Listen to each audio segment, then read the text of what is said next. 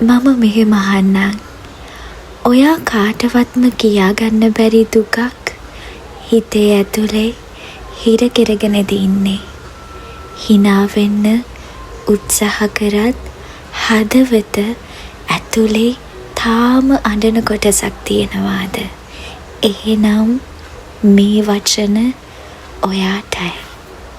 ජීවිතේ සමහර දවස් තියෙනවා හුස්ම ගන්නත් බර දවස්. කතා කරන්න කෙනෙක් නැතිව හිත ඇතුළෙම හැම දේවල් තියාගෙන නිහඬව දරාගෙන ඉන්න දවස්.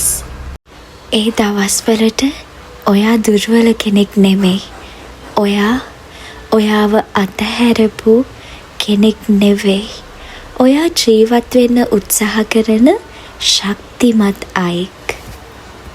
ඔයා සෑම වෙලාවකම ශක්තිමත් වෙන්න ඕනි නැහැ.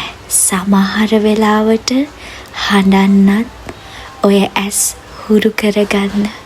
ඇස් දෙකින් වැටෙන කඳුළු ඔයා වැරදි කියන ලකුණක් නෙවෙයි.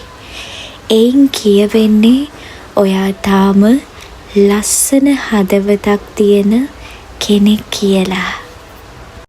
මම මෙය ඔයාට කියන්න ලොකු හේතුවක් තියෙනවා.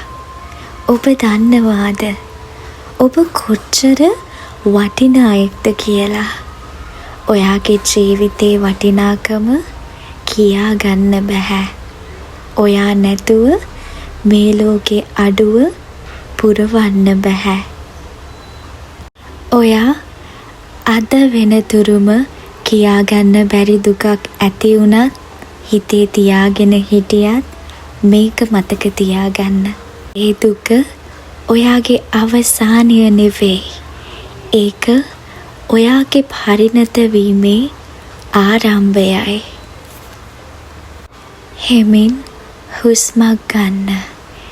දවසින් දවස එකින් එක ඔබට ජය ගන්න ශක්තිය ලැබේවි. ඔයාට ලොකු දේවල් කිරීමට ලොකු බලයක් තියෙනවා.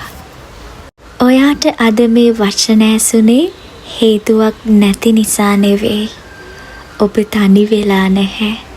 ඔබ අසරණ වෙලා නැහැ. ඔයා ආදරයටත් සැනසෙල්ලටත් සතුටටත් පියවරක් දුන් ඉතාමත් ශක්තිවන්ත අයෙක්. මතක තබා ගන්න, ඔබ හරිම ශක්තිවන්ත අයෙක්. ඔබ තනි වෙලා නැහැ. ඔබ හරිම ශක්තිවන්ත අයෙක්. ඔබ තනි වෙලා නැහැ.